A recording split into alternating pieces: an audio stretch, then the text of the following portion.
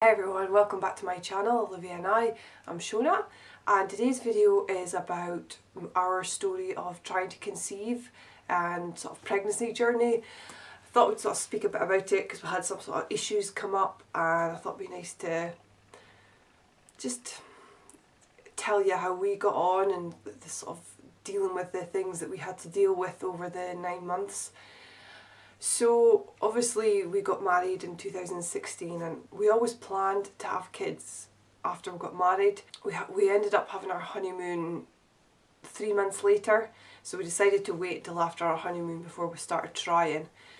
I had been on the pill for about 10 years plus, so someone had told me that getting pregnant if you come off of the pill right away is, it can lead to miscarriage.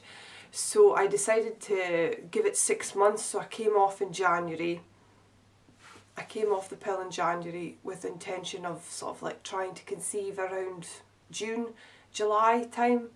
So I would kind of give it 6 months to get it out my system, and funnily enough, my periods didn't return till the June time. It actually worked out. By the time my periods came back, we were ready to conceive. So I had one cycle which lasted quite a while, it was about 40 days, but I didn't really take into consideration, sort of cycles and things like that. That wasn't really going through our head. I suppose it's kind of like, if you want to get pregnant, you just try it and that's it. But it didn't quite work like that for the first cycle. I think we actually missed it because it was quite longer. I remember being disappointed that obviously got another period, we didn't get pregnant. And Craig's sister had spoken to us about maybe trying OPK tests. So I got a bunch of them, started like tracking my temperature, basal temperature, that's it. Started tracking that, and I was doing 2 OPK tests a day. So finally we got a positive result after I had that. So after that first cycle, we were like, yes, this is it. And then a week later I started bleeding. I remember it quite clearly. It was a Saturday morning, and I had heard about implementation bleeding, but I think as the day gone on, I was still more and more, and I thought, no, this isn't implementation bleeding. That was obviously my period, and I remember being absolutely gutted, just devastated. And I know, I had read that, a normal couple can take up to maybe 6 months to a year, to get pregnant. There's no definitive time, and there's no guarantees that it'll happen as quickly as we want it to, but I just was so disappointed that that had been my period. So that happened on for a couple of days, and I had read about a lady quite close by who did reflexology, like fertility reflexology. Someone I know had gone to her and recommended her, and although yes, we hadn't been trying for long, but I just wanted to do something sort of proactive and sort of like trying to conceive, and if that gave us the best possible chance, or maximised our chances of getting pregnant, then to me it was what I wanted to do. So I went to see her, and it was really good.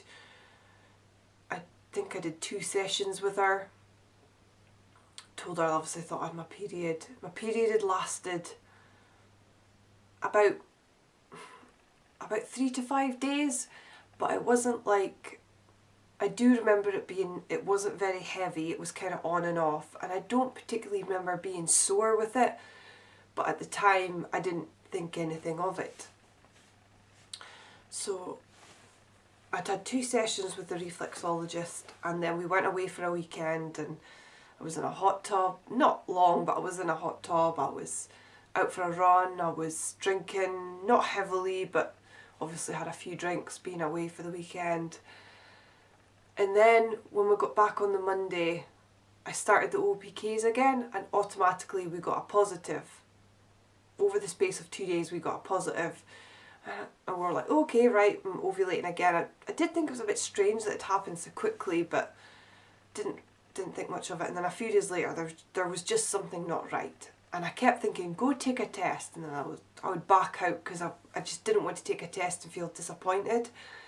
So I think by the Wednesday, I was like, right, I'm going to take a test. And if it's negative, that's fine, we can move on. But if it's positive, obviously, great.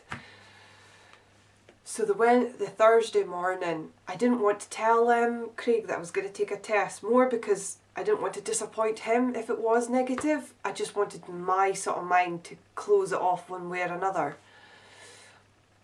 So I got up early, and then I remember taking my basal temperature that morning. I'd obviously still been taking it, and it was still quite high, and that kind of made me think, because I knew that your temperature remained high when you were pregnant, but I didn't want to get my hopes up.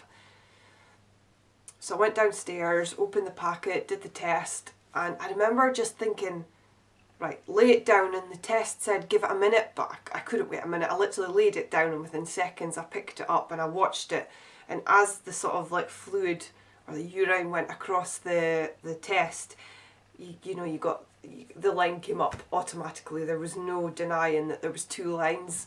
So obviously I was pregnant, ran up the stairs to Craig, and I was like, oh, pregnant, and I was all happy, and he got me to take I actually had a digital one, a clear digital one, which I took as well, and that said 1 to 2 weeks pregnant. So it was just the best feeling ever. So obviously the bleeding had been implementation bleeding, and I'd gotten that for about 3 to 5 days. So we told our parents, and then 5 days later everything went to pot, and I had spotting.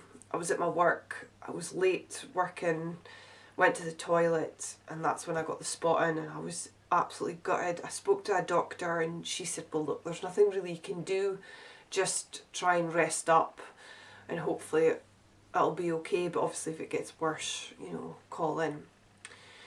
So I went home that night, rested up, and that was fine.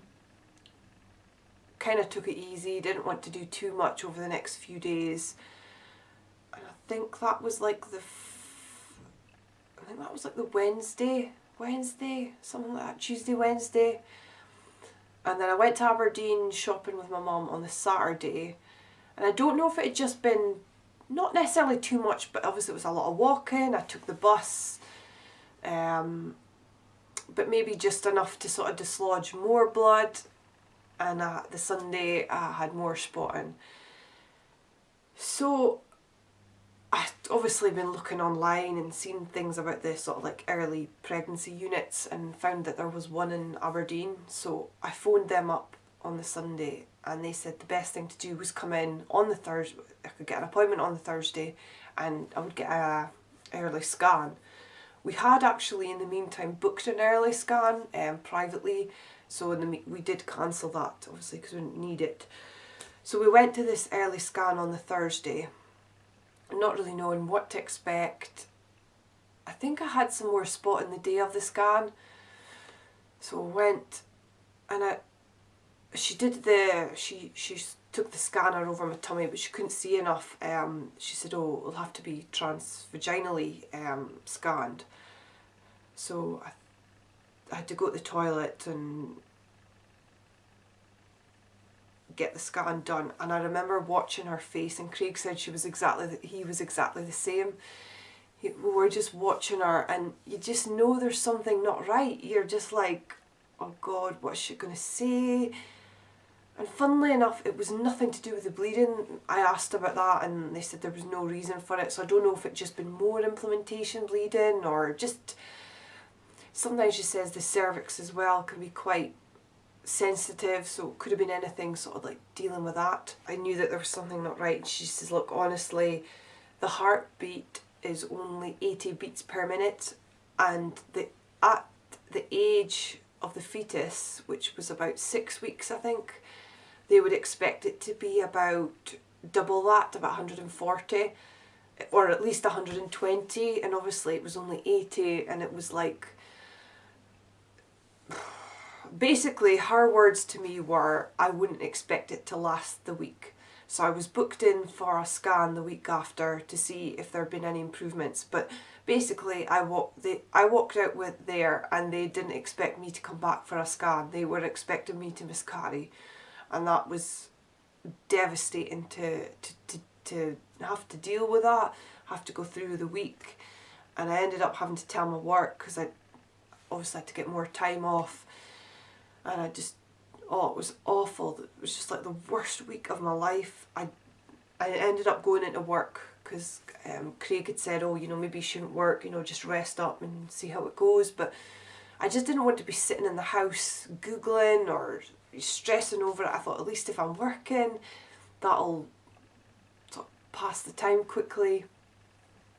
So I got my week, and I remember thinking, if they do the scanner of the stomach and I see the baby or something bigger, because obviously they didn't see it with it the first time, then that was going to be amazing, because it proved that it had grown, it was still there. So I got the scan. It was a different technician. I got the scan, and within sort of like a couple of 30 seconds of her having the scanner over my tummy, we saw something, and I just sort of like, oh, and yeah, here was the baby. And she sort of, they did a ref count, and it was working out absolutely fine. Heart rate, I think it was about 140, something like that. Yeah, but basically it was fine. And we asked them, they said, you know, look, was there a reason for that? Or she says that there isn't no reason. It could have been that the heartbeat had just started that day. There probably was never know what the issue was.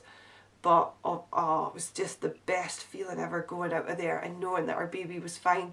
But I think the whole spotting and, you know, issues with the heartbeat sort of set the tone for the pregnancy, because I really, going forward, I was so worried. So I ended up, I got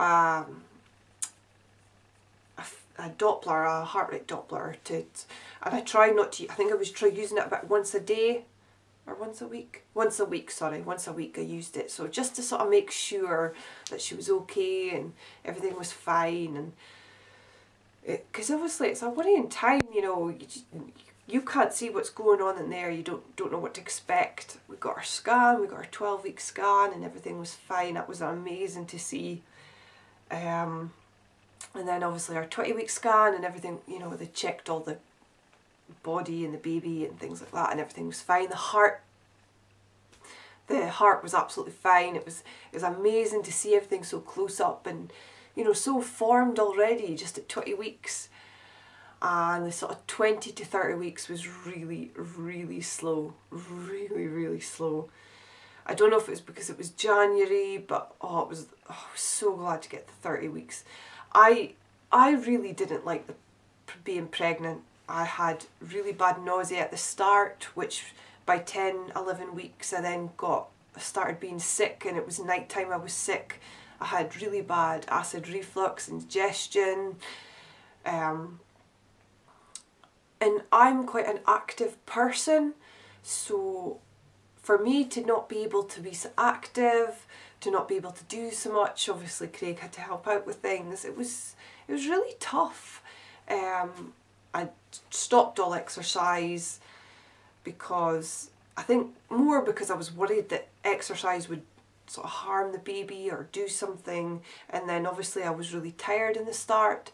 I've never felt tiredness like it, and I generally don't know how I got through my work, because I was working 40 hours a week plus, and it was just mental, the tiredness. I remember having a week off, and we literally didn't do anything that week. I literally stayed in my bed most of the time.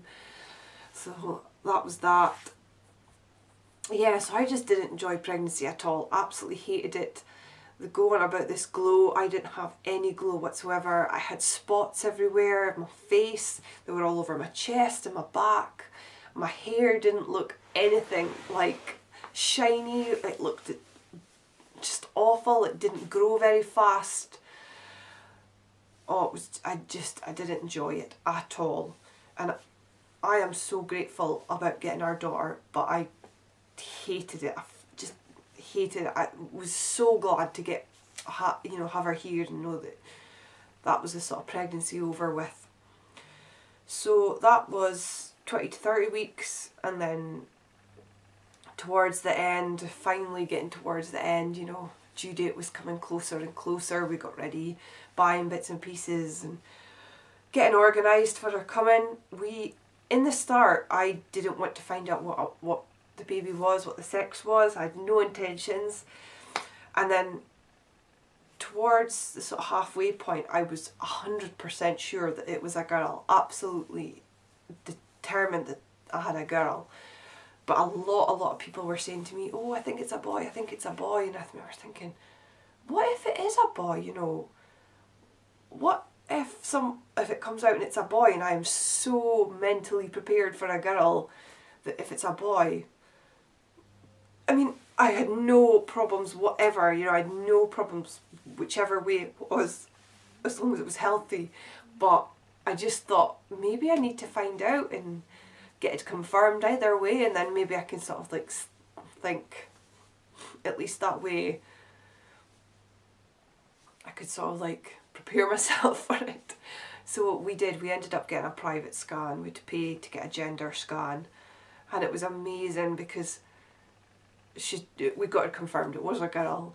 And we didn't pay for the 3D scanner, but she says the baby is in such a good position, we'll put on the 3D scanner just for a couple of seconds, and we got some amazing shots, and that was really good. And I'm so glad that I found out in the end. I wasn't disappointed that I found out. I was really happy, and we could start getting organised. And we actually kept it a secret. We didn't tell anybody that we knew until Mother's Day. So that was like March, end of March. We told all the parents that we knew, kept it a secret. Kind of did it as a Mother's Day present. So that was quite exciting. And then we counted down, and then it just got more uncomfortable, and I couldn't sleep. I was just so uncomfortable by the end. I was really, really big. I mean, I think I didn't weigh myself.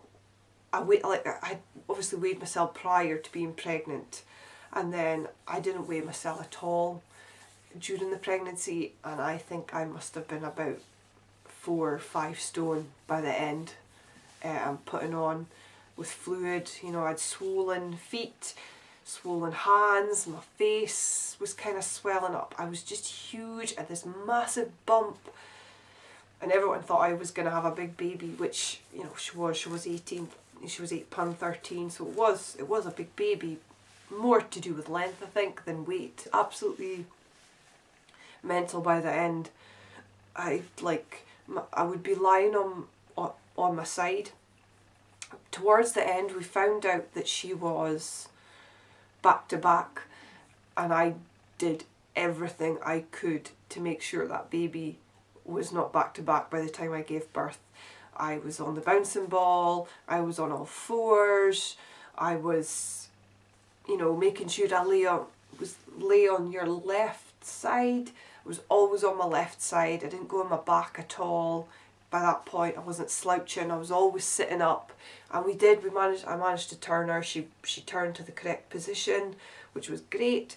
So yeah, I was always on my left side sleeping, and I just was so uncomfortable because I think by the end there was just so much weight on my hip that my whole hip and sort of right down my leg would seize up.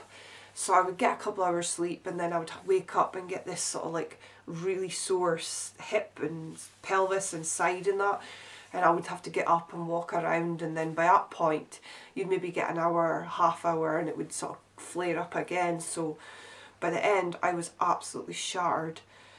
And then we had this sort of high blood pressure, which I put down to weight more than anything, more than, I think, you know, as I say, I was probably putting on about 4 or 5 stone, and I just think my body just really struggled with it, really, really struggled with the whole excess weight. That's why I had high blood pressure. One of the issues I'd had was leaking, and I was so worried that I was leaking that we ended up in hospital getting checked over just to make sure that my waters weren't leaking, but they weren't. It was obviously just urine. That was a bit of a wasted trip, but always better to check. And then towards the end, I had a period of where she didn't move much, and I was getting a bit paranoid because she'd always been quite a regular mover, and I knew when she would move, and I'd eaten and I'd tried all the usual scenarios, but nothing seemed to be working. So I ended up in hospital that day, and that's when they found the high blood pressure. They picked up on it then, because once she was on the machine, hooked up to the machine, she was moving about fine, but the high blood pressure was a bit of a worry. So I ended up getting tablets for that. They did a scan and everything was fine. They weren't too concerned at all about the baby, but obviously they were concerned that if my blood pressure was high, obviously there's that risk of preeclampsia. So I was sort of checked by a midwife, and blood pressure had obviously dropped, the tablets had obviously helped, and then I had my false labour, ended up in the doctors ended up in hospital with a false labour, but that all died down. And when I had gone into hospital about my leaking, they'd done a swab just to check everything was okay, and it actually came back that I had the strep B infection. So basically I would have to make sure that I got antibiotics prior to giving birth, at least 4 hours. And I think that was weighing heavily on my mind, because it was always like, if I do go into labour, don't really want to hang about in my house all the time. I have to go in and get these antibiotics. So obviously I had her scare. I got a sweep that time. That wasn't very nice, and the next couple of days was really, really uncomfortable, but nothing came of it. I didn't go into proper labour. And then I went back to see the consultant, and I think he could see how uncomfortable it was, and I had read that if you go into high blood pressure tablets, it's more likely that they won't let you go sort of over full term, over your due date. So he made a compromise that I would go in 4 days before my due date and get induced, which I think I was happier with, because it meant I could go in and get the antibiotics, although I was a bit paranoid because I had read that a lot of inducements end up in C-sections. I was happy to go in and get induced, and I was happy to go in knowing that the pregnancy was going to be over and the baby would be out and we would get to see her. So yeah, it really wasn't a very pleasant pregnancy, and I'm sure there's people who've gone through much worse, but I think the whole at the start with the spotting and the heart rate issues was a real big scare, and I just think that set things off. Maybe if that hadn't happened, things would have been different. I might have enjoyed it a bit more, but the nausea was awful, the tiredness, the lack of exercise, and I really just didn't feel like myself by the end. So yeah, that's our story of trying to conceive. I hope you liked it, and if there's anything, questions you have regarding some of the issues that maybe you can relate to, I'm happy to answer them below. So if you like this video, give it a thumbs up, and would love you to subscribe, and we'll see you again soon. Bye!